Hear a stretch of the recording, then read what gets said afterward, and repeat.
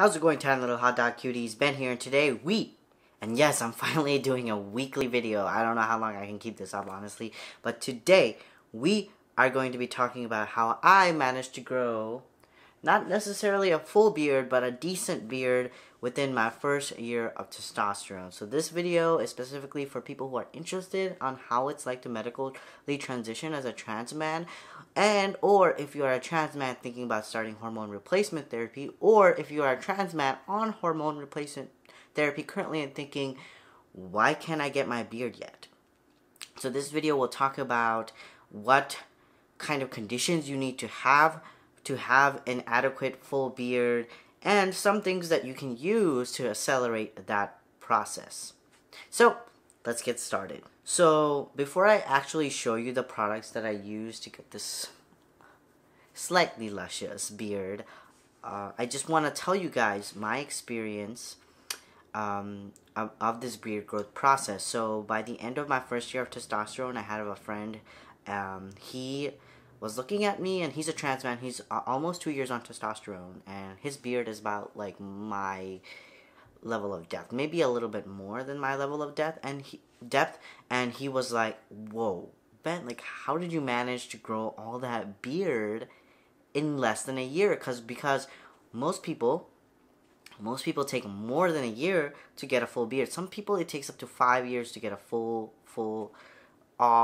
all beard, and in the beginning it's like patchy. It's not very good to look at, so people keep shaving it, which was what I was doing. And then I started doing some research. I asked my doctor about it, my NP more specifically, and she was like, well, actually, for a full beard to grow out, you kind of have to expect the same kind of duration that a cis man needs to have a full beard, and that generally takes 3 to 5 years. And I was like, hold up, I am not gonna wait that long. I want my beard now, because my brother is younger than me. He's 3 years younger than me, and he already has a full beard, so I want a full beard. So I started looking up the ways that I can essentially accelerate the process of me having a nice full beard, and I'm here to share it with you guys. So the first thing, and the most important thing, is kind of a genetic factor. So this is something that's going to be out of our control, and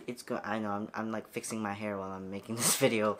This is something that's going to be out of our control, but it has the biggest influence on beard growth as a trans man or even a cis man, and that's genetics. Like, what did we inherit from our parents, from our grandparents, from our ancestors, that allow us to get a full beard? Now, I am very fortunate to have a very well-bearded family. My father has a full beard, my brother has a full beard, and I'm generally from the region of the world where men are known to have very thick and luscious beards. I am from Southeast Asia. I'm Desi, and you know, it's in our blood essentially for men to grow a beard. So that's why I have the favorable genetics. There's other races and other ethnicities that allow people to have really full beards, and it's not just a race thing. Sometimes it's just a family thing. I know there are Asian men from the more Eastern Asian areas with really good thick beards, and they're generally not known to have very thick beards. But I've seen them because it runs in their family. So it really depends on family/ethnic genetics that allow you to have favoritism on whether or not you will have a really good, thick, luscious beard. And unfortunately, it's out of our hands. If you look at your family photos and you see that your brother doesn't have a full beard and it's patchy, and your dad doesn't have a full beard and it's patchy, and they usually keep it trimmed or completely shaven off, it probably means that you are not going to grow a thick, luscious beard, no matter what kind of products that you use. So genetics is the #1 factor, unfortunately. And the second thing I want to address is that if you're in no rush to grow out your beard as someone who is going to undergo medical transitioning, if you're in no rush, honestly, just take the time. Let it run its course, let it do its thing. It's the most, I guess, natural way to grow your beard. So if you want to do that, go ahead and do that. There's no shame in that, honestly. And I'm 23, and I wanted to just get my first year, get my major changes out of the way as soon as possible, because I am 23 and I missed out on so much in life because I wasn't able to transition earlier. So this was just really important for me, so I just got it out of the way. So now we'll get down to the products, and I'm gonna tell you guys about the pluses, the minuses, and why I switched products, why I changed products, and all that jazz. And if you followed me on Instagram and watched my stories in the last couple of weeks, you will realize that I did address some of these things on my Instagram story. So, I share a lot on my Instagram stories. This is an incentive for you to follow me on Instagram, because I don't get the opportunity to make robust videos that often because I'm a medical student. So, we'll get started as of right now. So the first thing that you can use, and this is the product that I used for the longest, is an over-the-counter drug called minoxidil. And I'll show you the bottle that I use. I got this from Amazon, a 6-month supply for like $25. It's incredibly affordable. Incredibly affordable. But there are some things about minoxidil that you have to know. And before I talk about any of these products, I need to say this disclaimer, because I don't want to get sued, is that I am only spreading general research and medical knowledge. I am not giving personal medical advice, and I'm not giving medical advice, period. So if you think what I'm giving is medical advice, it's not, and don't sue me. Thank you. Alright, so minoxidil. This is an over-the-counter drug that was originally used to treat hypertension, which is high blood pressure, but then they realized that there was a side effect with this medication, and the side effect was a favorable side effect, and that was hair growth. Kind of like how Viagra was created, honestly. If you guys want to know that story in a separate video, I'm willing to share it. But minoxidil was originally a high blood pressure drug, and they found out it caused hair growth for people who were taking it orally. So a bunch of really smart scientists, or really shady pharmaceutical representatives or workers, were like, hey, why don't we make a topical solution for this drug and apply it on hair and see whether or not that does anything. So they did a bunch of like clinical trials and used it on a lot of people, and found out that it does indeed stimulate hair growth, because hair follicles have specific stages that they go through. So they go from baby hairs to permanent hairs. So from baby hairs to permanent hairs, there's a process. There's an anagen, telogen. I'm not going to go into too much detail. There's different phases that hairs go to become mature, thick hairs. Before that, they're called vellus hairs, which are baby hairs that are very soft, and usually you can't see them very well because of how soft they are, and they tend to fall off, and then mature hairs grow over that, or they mature into and mature hairs develop from that.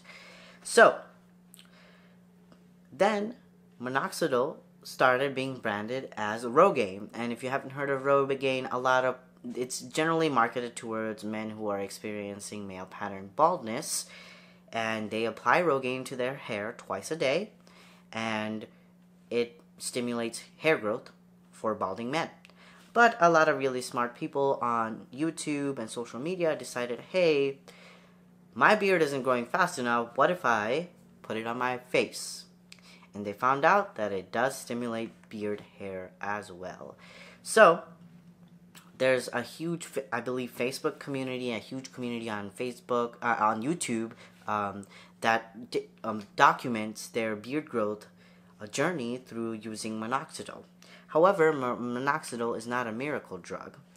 It's not going to give you immediate results. It's gonna take at least 6 months to a year to get satisfactory results, and up to 2 years to get complete results. And I used this for 6 months, and I got tremendous results. Like before I put on minoxidil, I was on testosterone for 6 months, and all I had was this sad excuse of a mustache. I used minoxidil for 6 months, and I had beard growth all the way here and all the way here. So very, very, very impressive. However, I had to stop using minoxidil. There are a couple of reasons why. One, I'm taking care of my fiance's beautiful cat, and minoxidil is extremely toxic to cats, unfortunately. So if you are thinking about taking minoxidil, but you live in a household with a cat, I would seriously reconsider or think about it, because of the fact that it is so toxic to cats that cats can die. Cats can die with minimal exposure to minoxidil. So this bottle is empty, fellas. All that's in it is the shampoo that I use, and I use it as kind of like a travel carrier, my shampoo. And that's all I use this bottle for. Minoxidil is out of my household. There are other side effects that you should be aware of and should completely stop using minoxidil if you are experiencing them, such as lethargy, you start experiencing hair growth in unwanted areas, or a third one is that it can cause chest pains. And these chest pains can actually become really serious because people who are taking oral minoxidil, there was a really small, rare chance of developing something called pericarditis, which is fluid accumulation outside of the heart, within the lining of the heart, which can become deadly if it's not treated. So if you do start experiencing chest pains, or you don't want to ever get near those side effects, even though it's rare, I would avoid minoxidil. I personally didn't have any of those bad side effects. I didn't even experience fatigue or tiredness, but maybe it's because my body is well adjusted to this drug. Every person is different, but the sole reason why I stopped using it is because, one, I'm taking care of a cat. I love cats. I treat them like family, so I can't hurt cats. And two, I wanted to avoid the side effect, even though it's very rare, of pericarditis. So those are the caveats of minoxidil, but this is proven. To stimulate hair growth for balding men. There's not a lot of research done on beard growth, but there's been so many anecdotal evidence of beard growth that honestly I wouldn't be surprised if they did a research and found out that it stimulates beard growth. One more thing I want to address before I get to the other products is that all of these things work concurrently with testosterone usage. So if you are a non-binary person or trans man wanting to masculinize your body, you can't achieve these results that I have had through using these products without testosterone. Testosterone is going to set you that point, and these products are just going to slightly elevate you from that point. So testosterone is the major drug working here to stimulate beard growth, unfortunately. So if you do use these products without using testosterone, you might get slight hair growth, but it's going to be very minimal. I've seen some people use it before they were preteen, and they did grow a beard, but all of it was vellus hairs, which are baby hairs, so they were soft and not thick, luscious beards. So just a caveat that testosterone is the major drug at play here when it comes to hair growth. These things are just supplemental. So the next thing I wanted to address was, okay, what do I do now? I can't use minoxidil because I have a cat in the home, and I still want to keep having really good beard growth. So I started looking at products, and I was knocking things off. Like, I couldn't use biotin because biotin thickens your hairs, reinforces your hairs, but it doesn't necessarily stimulate growth. But you can have some favorable effects with biotin, but I wanted something that stimulated growth. I wanted to fill, like, I had up to here done with minoxidil up to here. I wanted to come in. And biotin wasn't going to do that. Only testosterone would, and it would take forever. So I started looking at research, like not just anecdotal research that's been done at universities, research that's been done by researchers. And I came across a really good blend of what to do. So it's a combination of anecdotal and medically backed research. The one product that I have seen that has done equivalent to minoxidil and probably even higher results than minoxidil is peppermint oil. And I have a container right here. This is the container of peppermint oil. I'm going to bring it right here. I'm going to zoom it in like a B-roll, but like peppermint oil is the product, and here is the research behind it. So a bunch of scientists got together and did research on mice or rats, some kind of rat-looking animal. I am not familiar with whether it was mice or rats, but they did it on rats, so there's a caveat. They did not test this on humans, but they decided to test rats with just regular jojoba oil, peppermint oil, and minoxidil. And the peppermint oil was a 5% solution, so this is a 100% solution that I bought. So I do dilute it, and I'll show you what I dilute it with. And they diluted their peppermint oil with, I believe, castor or jojoba oil, but some kind of average carrier oil that you would use when you mix essential oils together. So they used it on the mice for 4 weeks, and they found that, this is incredible. I will link you guys down to the research article below so you guys can check it out. But they found that peppermint oil did as well as minoxidil, if not better in some cases. Even though it wasn't performed on humans, mice are generally a really good interpretation of what kind of results you can expect on humans. So I was really convinced that peppermint oil was going to work. And in addition to that, instead of using a regular castor oil or a regular jojoba oil as a carrier, I decided to buy Jamaican black castor oil. Now this is really known for, anecdotally, because there's not a lot of research on it, this one is anecdotally known for creating thicker hair and stimulating thick hair growth. So even though you have a few hairs, your hair is gonna look really thick.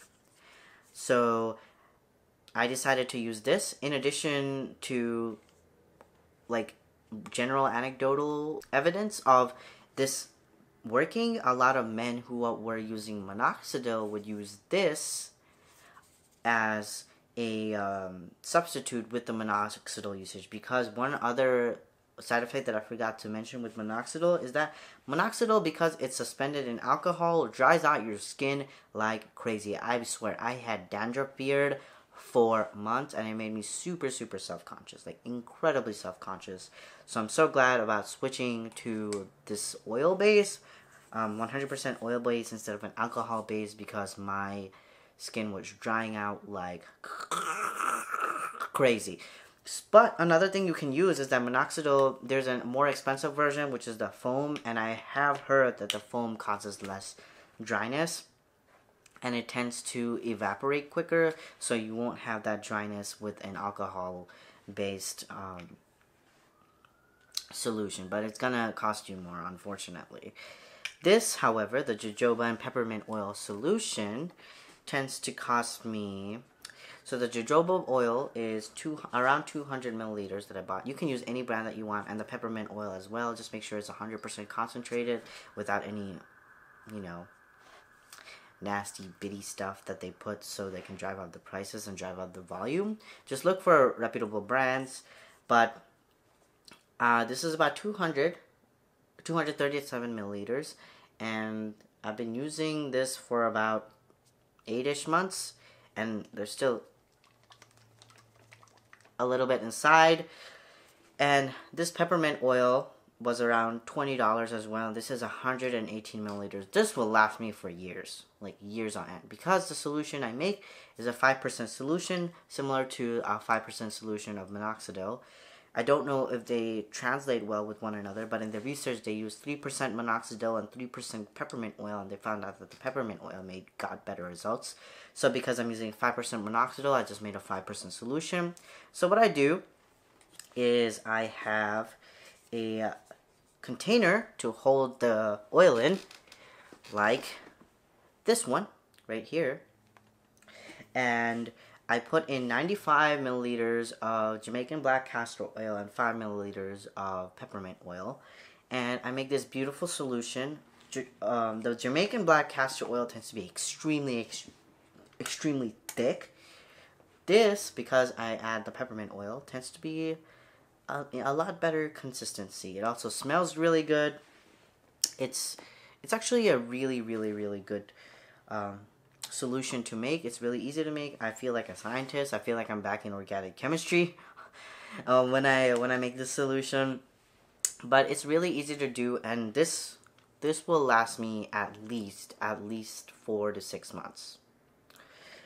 and I apply it twice a day, just like minoxidil. And honestly, I've been getting pretty good results. My hairs are coming in from the sides. It definitely has improved.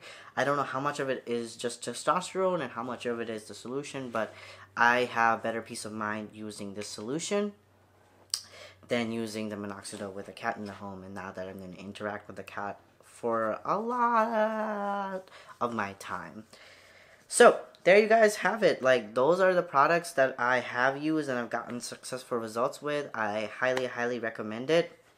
One side effect that I will mention is that this guy, because there's peppermint oil in it, peppermint oil is a menthol is derived from peppermint oil. It causes a bit of Vicks VapoRub feeling or in your face when you apply it for about 30-ish minutes. So I apply it to my eyebrows and I apply it to my beard, and I get that Vicks VapoRub feeling for a solid 30 minutes to an hour. Not a big deal, honestly, especially because when I was using minoxidil, this thing made my face itch incredibly. So there's just so many pros with this. There is a pro with minoxidil in that it has proven to work for hundreds of people, and they have done clinical trials on humans with. So I do get the appeal of minoxidil, but for me, a natural, low-cost solution that doesn't have many adverse side effects, I would rather take that. So there you guys have it. That's how I was able to grow almost a full luscious beard in my first year of testosterone. I'm going to be continuing to use this until my beard goes completely in, and then I'm going to switch to a regular beard oil. I might still keep using this solution for the rest of my life, honestly, because as you age, you know, hair thins and you start losing hairs. So I might just continue using that for the rest of my life in addition to a regular beard oil. If you guys like this video, please like, share, subscribe with your peers, and follow me on Instagram and Twitter. The links I have posted before in this video, and I'll see you guys on the next one. This is Ben.